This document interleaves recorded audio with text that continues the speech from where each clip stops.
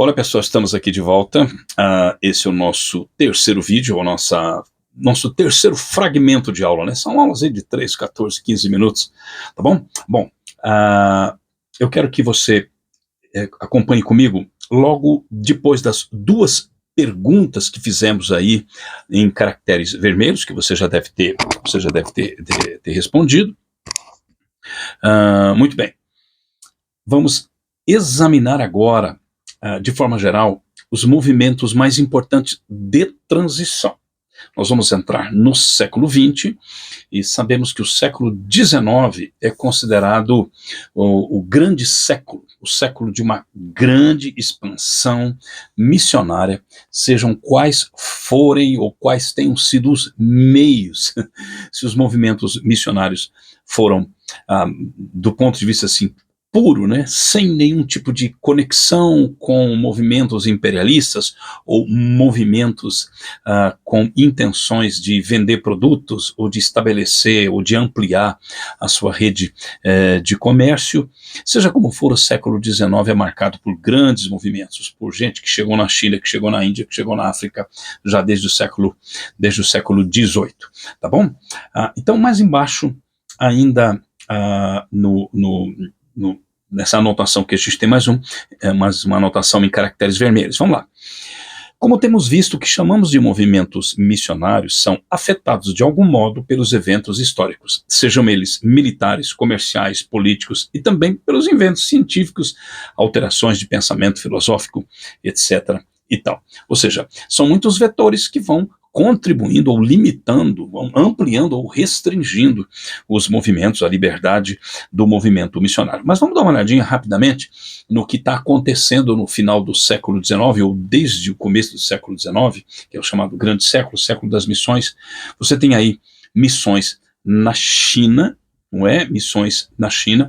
Temos alguns missionários que já atuaram bem antes, que é o caso do Matheus Ricci, que é um jesuíta italiano, que é um dos primeiros missionários a entrar na China com um projeto, com uma proposta, né, para estabelecer ali algumas bases missionárias. Depois temos aí do século XVIII para o século XIX, o Robert Morrison. Robert Morrison deve estar aí na tarefa de algum de vocês. Eu não sei se o Matheus Ricci também está aí. Bom, logo depois, 1832 a 1905, que é uma figura gigantesca, é um paradigma, né, um ícone do movimento missionário, Hudson Taylor, não apenas por conta de sua coragem, ousadia, conhecimento, mas por sua capacidade de contextualização e de mobilização de recursos. É muito interessante, abrindo aqui um parêntese, que o Hudson Taylor não pedia recursos, ele orava, claro, ele apresentava os resultados, apresentava os relatórios, mas ele não ficava pedindo dinheiro, não, né? O George Miller, que é um alemão que lá no século XVIII também trabalhou em Londres, só orava, né? Só orava. Bom, não é o caso aqui, fechei o parênteses, vamos em frente. Missões na Índia. A Índia sempre foi, né, o subcontinente indiano sempre teve aí no ideário, né, nas projeções, muito em razão da presença britânica aí a partir do século XVIII, né, algumas décadas anteriores a William Carey, mas os britânicos e algumas outras nacionalidades de missionários sempre estiveram de olhos na China, né, país exótico com uma religião milenar e uma religião com milhões e milhões e milhões de deuses, mas a Índia sempre atraiu, a Índia sempre exerceu fascínio sobre missionários. E lembrando, né, que dos nomes que nós temos aí como ícones e como figuras protagonistas do movimento missionário, o São Francisco Xavier, aí no século XVI, entre 1506 e 1552, que foi um dos fundadores da Companhia de Jesus, um trabalho missionário significativo. Francisco Xavier foi muito ativo na Índia. É claro que não dá para esquecer, já estudamos aqui o William Carey, né, que é uma figura, nós já estudamos, alguém também pegou aí para poder trabalhar, e a Amy Carmichael, que é uma senhora, uma missionária, uma figura extraordinária, né, com tem assim na vida dela retoques de grandeza, de beleza, atendia muito mulheres, meninas que eram oprimidas, em perigo, fundou uma agência de cuidado. A Amy Carmichael deixou um legado extraordinário, seguido bem de perto depois por Madre Teresa de Calcutá. Madre Teresa de Calcutá, né, maior parte do tempo cuidando de um leprosário. Sobre Madre Teresa de Calcutá tem uma história muito interessante. Um empresário, um industrial que investia no ministério dela, chegou em Calcutá e foi visitar lá o local, o leprosário. E ele chegou e viu os desafios que Madre Teresa de Calcutá enfrentava, a pobreza, as condições, e ele dizia assim: madre, irmã, eu não trabalharia aqui nem por 5 milhões de dólares, ou algo parecido. E ela disse: nem eu, não estou aqui para isso. Uma figura extraordinária. Mas temos agora missões na África, né, no continente africano. Nesse livro aqui da Ruth Tucker, né, o título que ela dá, deixa eu localizar aqui, o título que ela dá para o tratamento na página 69, ela chama África Negra, Cemitério do Homem Branco. É muito interessante que a África Negra, que fica ali abaixo, né, do chamado Sahel, o Sahel, que é aquela faixa entre o deserto do Saara e a região da África Negra, onde estão as savanas e algumas florestas, que é muito mais irrigada, rica. A África Negra era tão hostil que o movimento islâmico teve muita dificuldade de se estabelecer lá. O movimento islâmico estabeleceu-se na África, ali na região do norte da África, e a África cobrou um preço altíssimo ao movimento missionário, seja ele católico, seja ele protestante. Nós temos alguns personagens extraordinários aqui, como David Livingstone, né, que é um explorador, um missionário explorador escocês, e é conhecido, né, por um trabalho extraordinário, por sua contribuição, inclusive, para o conhecimento geográfico da região. Né, você pode ler aqui, ele também trabalhou para acabar com o tráfico de escravos, e promoveu a educação como parte de sua missão. Robert Moffat, que trabalhou um pouquinho, né, quase que paralelamente ali, missionário escocês, que trabalhou principalmente na África do Sul, conhecido pelo seu empenho para a tradução da Bíblia para a língua setuana, e por sua influência no trabalho missionário em várias regiões da África Austral, que é aquela região ali mais ao sul, praticamente ali ocupada hoje pela África do Sul, pela Suazilândia, pela Namíbia, aquela região ali. A gente avançando, não é? Agora, você tem no texto aí, que é uma pergunta que eu faço, que a gente já tratou um pouquinho disso, mas é sempre bom poder trazer à memória. Muitos dizem, mas qual é o nível, né? Qual é o nível de proximidade, o nível de associação com os empreendimentos de colonização? Quando a gente olha para o movimento católico, a partir de Constantino, né, principalmente lá depois de Constantino, Teodósio, etc., o movimento de aproximação e praticamente a fusão entre igreja e Estado. Em alguns momentos o Estado manda na igreja, em outros momentos a igreja manda no Estado. Mas agora nós temos, não dá para negar, que o século XIX traz também este elemento de proximidade entre missionários e as empresas americanas, e sobretudo empresas britânicas, e esses empreendimentos de colonização. Né? Temos a partir da Conferência de Berlim, que aí no século XIX, que praticamente retalhou a África, fatiou a África como uma pizza, dividindo a África para os vários países, né? Alemanha, França, Inglaterra, Portugal, Bélgica, uma história terrível.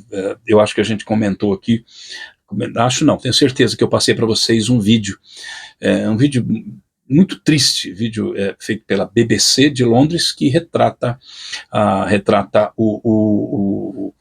as teorias, né, as teorias na linha aí de Darwin, não que Darwin tenha pensado nisso, mas usando boa parte das pressuposições de Charles Darwin, britânico, os caras, né, acho que o nome do vídeo é Darwinismo Social e Eugenia. É um vídeo muito triste, mas que mostra bem alguns dos elementos mais degradantes, mais deprimentes, mais nojentos da ocupação dos países na África, né, que deixou sequelas que estão presentes na África até hoje. Uma divisão que foi feita sem respeitar as etnias, colocando, enfim, tem que ter uma aula só para isso, né, ou duas, ou três, ou quatro, porque essa história precisa ser contada, recontada, revisitada, para a gente entender muito do que a África é hoje. Então, aqui você tem aí no seu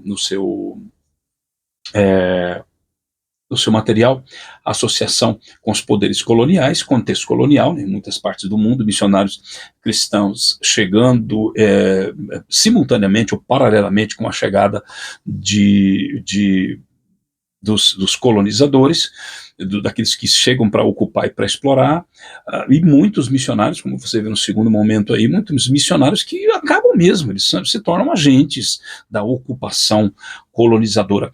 Mas é preciso ressaltar também que muitos missionários, boa parte, eu diria majoritariamente, os missionários que vão para a África, mesmo ao lado, paralelamente, simultaneamente aos empreendimentos de ocupação, esses missionários foram grandemente usados para poder estabelecer um mínimo de cuidado dos nativos. Não dá para negar, não dá para simplesmente chegar acusando missionários que são agentes de colonização ou contribuíram para a grande empresa de desconstrução de culturas, de imposição de culturas, de exploração, coisas que aconteceram na Índia. Então você vai ver no vídeo aí, né, que eu propus para você assistir, tá certo? Então, a imposição cultural, mudanças sociais, a gente vê na África e na Ásia e na América até hoje, boa parte das roupas que as igrejas usavam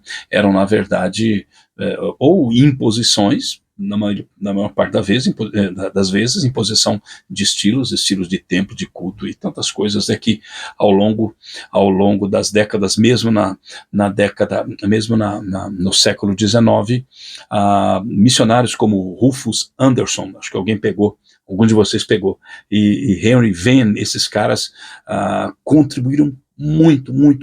Eles bateram de frente com a tendência das agências missionárias e das igrejas de impor a cultura, de impor o estilo, de impor esse tipo de transporte, né, de transposição cultural. Esses dois caras, Rufus Anderson e Henry Venn, trabalharam muito para valorizar a cultura e para valorizar o povo, para valorizar a expansão missionária, não como uma intervenção radical desconstrutora de culturas, mas para um projeto de contextualização. Vale muito a pena estudar esses dois caras. Tá? Alguns exemplos históricos dessa junção de missão e colonização. Você tem aí exemplos históricos na África. Missionários frequentemente trabalhavam em conjunto com as potências coloniais, o que de fato acabava reforçando, né, a presença de missões na Índia também. A reflexão crítica. É preciso que a gente, então, como eu tenho dito a nós, na verdade, quando nós olhamos para a história, uma das razões de estudarmos a história das missões, exatamente podemos fazer uma avaliação crítica, reconhecendo que talvez se nós estivéssemos lá, faríamos a mesma coisa dentro daquele contexto, dentro daquela moldura. Os missionários eram homens e mulheres do seu tempo, não dá simplesmente para sair criticando, mas não dá também para passar pano, achar que não, está de boa, apenas a desculpa é que eles eram do seu tempo, então eram desculpa. Não. Nós somos do nosso tempo, mas nós temos a santa e bendita, cadê, tá aqui, né? A santa e bendita palavra de Deus com princípios que são atemporais. Não dá para ter desculpa de que o tempo define aquilo que somos. Influencia, mas não define, não restringe, né? Não dá para dar esse tipo de desculpa. E então, o século XX, que a gente vai voltar com outro vídeo, tá bom? Até daqui a pouco, se Deus quiser.